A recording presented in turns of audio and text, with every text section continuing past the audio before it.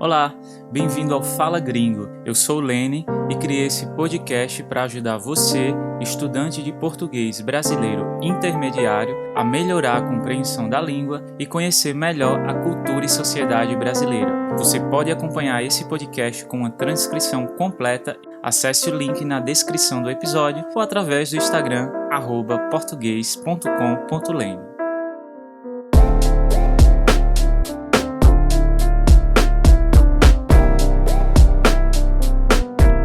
Fala gringo, fala gringa!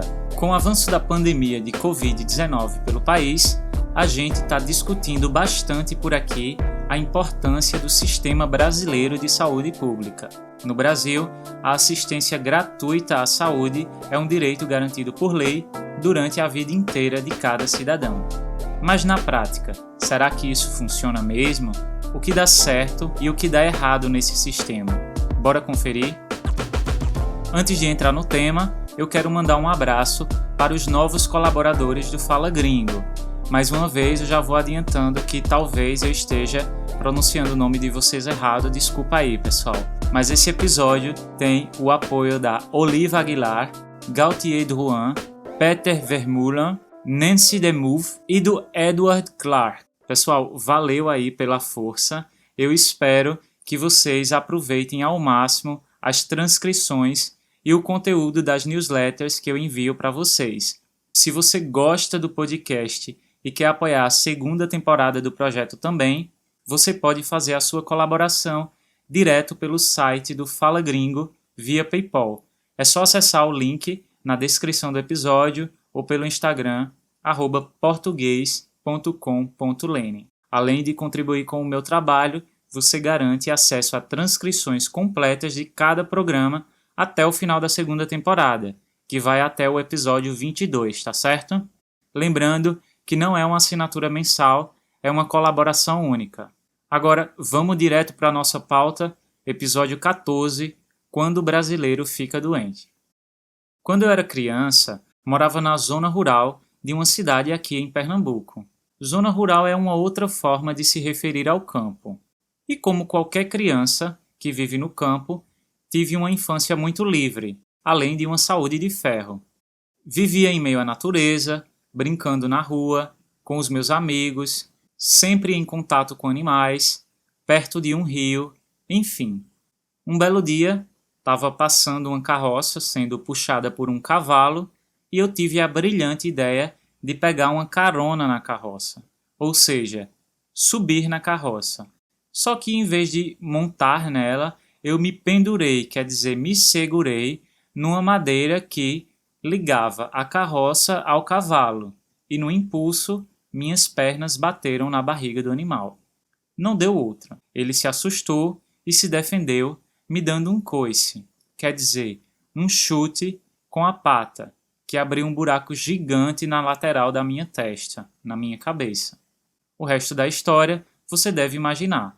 Eu era uma criança, tinha 7 anos, estava inconsciente no chão, muito sangue e minha mãe desesperada ao ver aquela cena. Essa foi a primeira vez que eu precisei de uma emergência hospitalar. Consigo lembrar, muito nitidamente, do médico me dizendo que estava tirando formiguinhas que entraram no meu ferimento no momento em que caí no chão. Mas a verdade eu já era esperto o suficiente para saber que aquilo era história para boi dormir, que ele, na verdade, estava fazendo pontos na minha testa, costurando a minha testa. O saldo disso não passou de uma cicatriz. Pelo atendimento, meus pais não pagaram nem R$1 sequer. E teria sido o mesmo com qualquer pessoa, com qualquer outra criança levada que se machucou por causa de uma ideia estúpida. No Brasil, todo cidadão tem direito à assistência emergencial e de saúde gratuita, de graça, independente de qual seja o seu problema. Esse sistema público de saúde é conhecido como SUS, S-U-S, a sigla para Sistema Único de Saúde. Ou seja, se uma pessoa estiver com gripe e precisar ir a uma unidade de saúde básica, ou se ela tiver uma doença terminal, como um câncer, por exemplo, e precisar de acompanhamento constante e remédios, ela receberá tudo isso de graça. É um dever do Estado, garantido pela nossa Constituição. Claro que o Brasil não é um caso à parte nesse sistema. Quer dizer, não é uma exceção. Há outros países que oferecem saúde pública e universal, quer dizer, para todas as pessoas, como o Reino Unido, Canadá, Espanha, Portugal, Cuba, enfim. Mas o que impressiona aqui é a abrangência do SUS, a cobertura. Não há no mundo nenhum país com mais de 100 milhões de habitantes, atenção para esse número porque é importante, não há no mundo nenhum país com mais de 100 milhões de habitantes que disponibilize um sistema como o SUS. Só o Brasil. Dos países reconhecidos por terem um sistema de saúde público e universal para todos, o mais populoso é o Reino Unido, com cerca de 66,4 milhões de pessoas. No Brasil, a população é de aproximadamente 210 milhões de habitantes. Então, se você mora num país onde o governo não cobre as suas despesas ou custeia apenas uma parte delas, ou quem sabe dá assistência para apenas uma parte da população, é normal que você esteja se perguntando: ok, Lene, mas isso funciona mesmo? Como é possível? Tá tudo bem com sua cabeça aí, depois dessa cirurgia? Se você perguntar para qualquer brasileiro como é o atendimento do SUS, é muito provável que essa pessoa diga que é horrível. Faltam médicos, faltam medicamentos, faltam leitos e equipamentos hospitalares. Muitas vezes, um exame que deveria ser feito com urgência, o paciente tem que esperar meses. A única coisa que não falta no SUS é gente doente para atender. É que se responsabilizar pelo atendimento de tanta gente tem um custo muito alto, não apenas para o Estado, mas também para o funcionamento do próprio SUS, que segue aos trancos e barrancos. Quer dizer, com muita dificuldade. É por isso que pessoas que têm melhores condições financeiras, de classe média principalmente, preferem pagar um plano de saúde privado. Aqui a gente não chama seguro de saúde, é muito raro. É mais comum falar plano de saúde, tá bom? Na teoria, os planos de saúde privados deveriam oferecer os mesmos serviços garantidos pela Constituição, o acesso à saúde de uma forma geral, independente do problema. Mas o que acontece de fato é que muitas vezes até mesmo os clientes de planos privados também acabam no SUS, também vão para o SUS, seja porque o plano se recusa a cobrir um tratamento ou porque não está preparado para atender aquele problema. Esse, inclusive, é um ponto que é diferente de alguns países. No Brasil, mesmo que uma pessoa tenha um plano de saúde privado, ela ainda assim tem o direito à assistência pública. Afinal, é lei, o acesso à saúde é um direito de todos. Então, o que acontece é que muitas vezes essas redes privadas que deveriam amenizar, quer dizer, diminuir a quantidade de pessoas que precisam de atendimento no SUS, ainda assim continuam gerando gastos para o sistema público. Isso acontece muito com alguns tipos de paciente em específico. Por exemplo, é muito comum que mulheres grávidas façam o acompanhamento inteiro da gravidez na rede privada, mas no momento do parto, quer dizer, do nascimento do bebê, elas escolhem o SUS porque querem fazer um parto normal, um parto mais humanizado, no seu tempo, porque a maioria dos planos privados vai querer fazer um parto cesariano, que é o procedimento em que o bebê é retirado por meio de uma cirurgia. Outro caso muito comum de pacientes da rede privada que acabam se tratando no SUS são as mulheres com câncer de mama, o tipo de câncer que ocorre na região dos seios, porque o tratamento na rede pública para esse tipo de câncer é mais qualificado, é melhor. O ponto é, se as empresas privadas estão recebendo para prestar atendimento e muitas vezes estão encaminhando pacientes para a rede pública, elas deveriam recompensar o Estado por isso. Afinal, Os clientes dessas empresas continuam pagando todos os meses a mensalidade do seguro. Só em 2018 é que a Justiça brasileira decidiu que sim, os planos têm que pagar ao SUS da mesma forma que pagariam aos hospitais privados para fazerem um atendimento. Ainda assim, muitos planos privados devem bastante ao SUS. Boa parte dessa dívida já foi paga, mas há muitas empresas que ainda estão devendo e nem começaram a pagar suas dívidas. A estimativa atualmente do débito é de 1,7 bilhão de reais. Então, imagina esse dinheiro todo sendo investido no Sistema Único de Saúde. Agora, se está ruim com o SUS, sem ele era muito pior. Antes do SUS passar a existir, no ano de 1990, as únicas pessoas que eram atendidas eram aquelas que tinham uma carteira assinada, quer dizer, trabalhavam com registro formal e, com isso, contribuíam para a Previdência no país.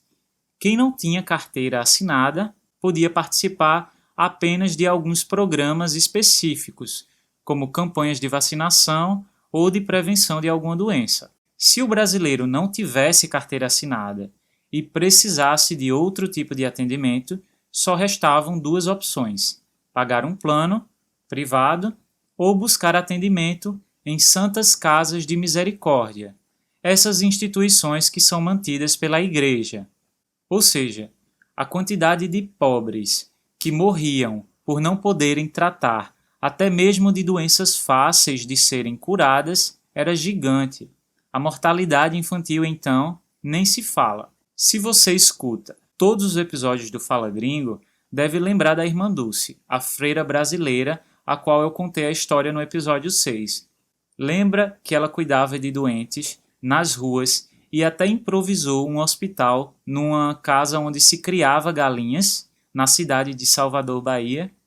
Isso só acontecia porque o SUS não existia. Bom, as dificuldades do SUS são muitas. Para a quantidade de pessoas que ele precisa atender, ainda é subfinanciado, quer dizer, recebe poucos recursos do governo, sem falar que é um sistema mal gerido.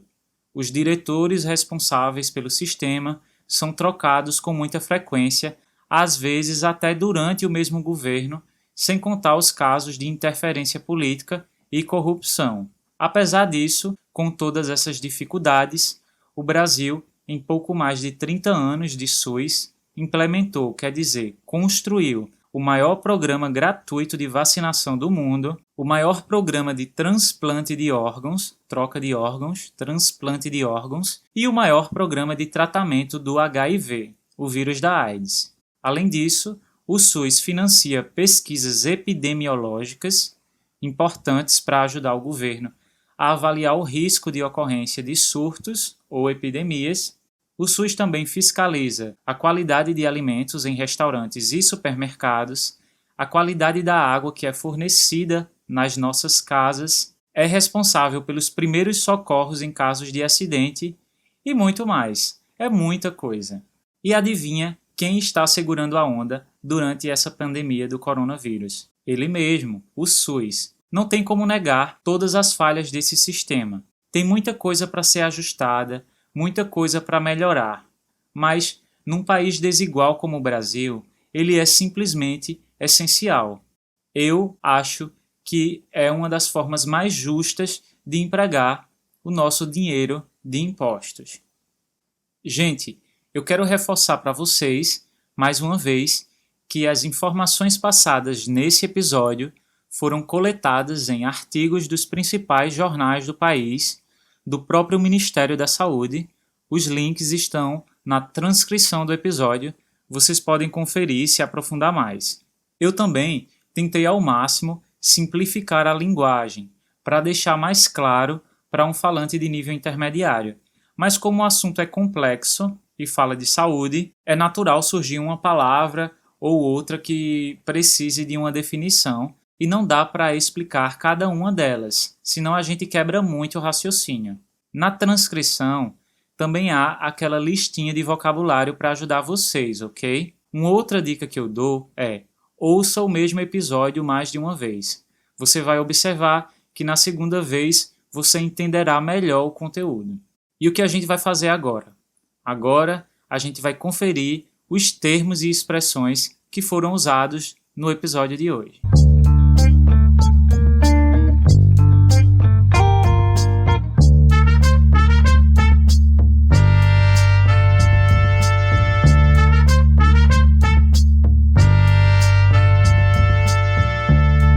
Na história do meu acidente com o cavalo, no início do episódio, eu falei que peguei uma carona na carroça.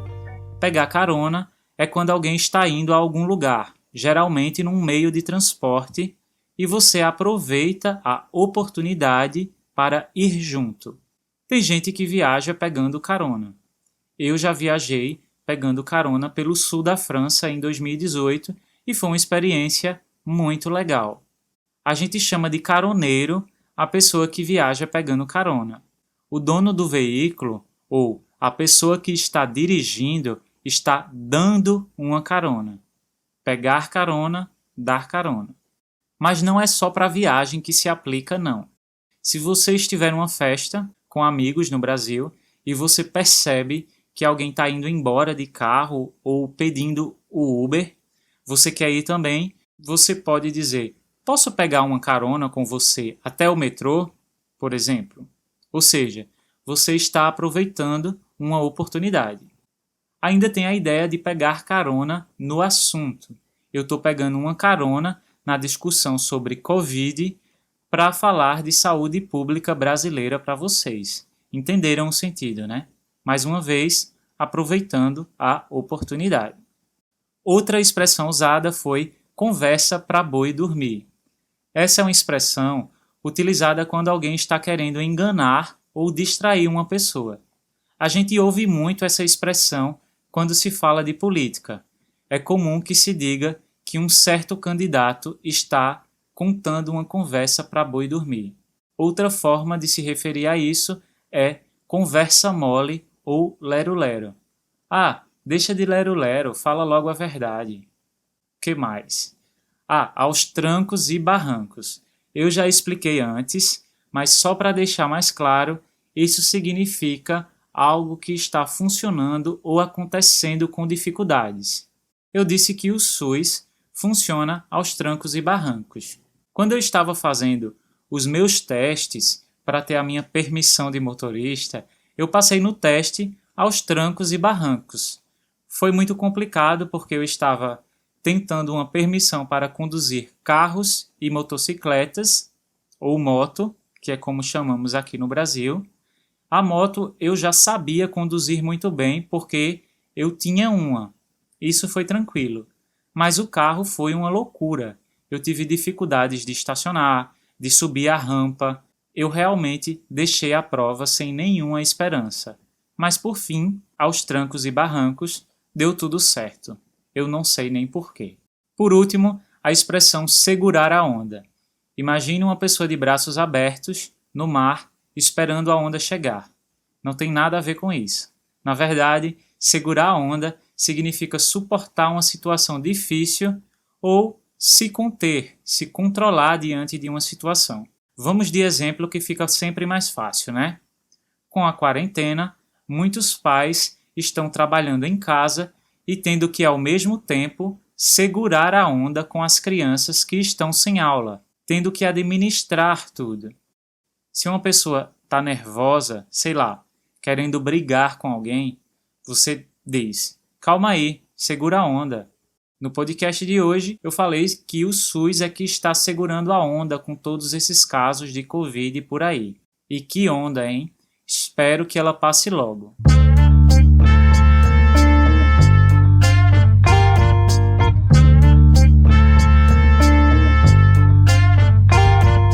Bom, gente, por hoje a gente vai ficando por aqui.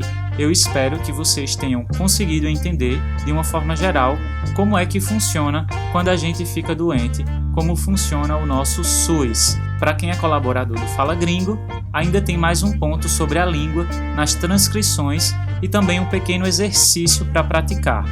Gostou desse episódio? Saindo daqui, você pode ir direto na página do Fala Gringo no iTunes e deixar um review.